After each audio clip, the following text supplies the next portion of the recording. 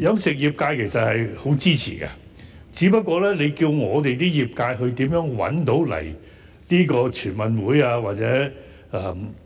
啲買咗飛嘅人嚟會有困難。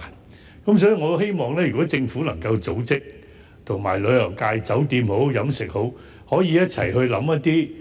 一套票去俾呢啲買咗門券嘅人嚟住有優惠、食有優惠。咁我相信嗰個係更加吸引，所以可以諗喺呢一方面去配合飲食業同旅遊業去做一個套票。局長，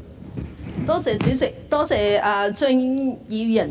嘅呢個唔止係建議啦，我會睇為係一個承諾，就係飲食界咧，其實都好有興趣同我哋一齊咧去推廣。咁事實上今次嘅全運會咧，我哋有8個嘅比賽項目啦。咁呢8個項目咧，將會分佈喺香港唔同地方去舉行嘅。譬如話我哋嘅場地單車賽咧，我哋其實喺將軍澳單車館嗰度舉行。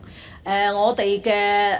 籃球咧，我哋會喺紅館。我哋有幾個項目，包括係7人橄欖球同埋劍擊或者內地稱為擊劍同埋手球咧，會喺啟德體育園。咁另外我哋喺維港同埋喺維園咧，就會分別係鐵人3項同埋沙灘排球。另外就係高爾夫球咧，就會喺粉嶺。咁大家剛才聽到我講呢一系列咧，其實就會知道喺全香港新界唔同嘅地方咧，都會有全運會嘅足跡，亦都會等於話我哋嘅旅客嘅足跡咧，都會去到嗰度。咁所以咧，我諗呢一個咧，對於不論我哋飲食業啦，或者係甚至零售啊、酒店啊，唔同地區嗰個機遇咧都係大嘅。咁呢一個多謝議員嘅意見，我哋喺同旅遊業界去商量嘅時候咧，我哋就唔會漏咗呢個飲食業界。咁亦都請張議員咧，亦都可以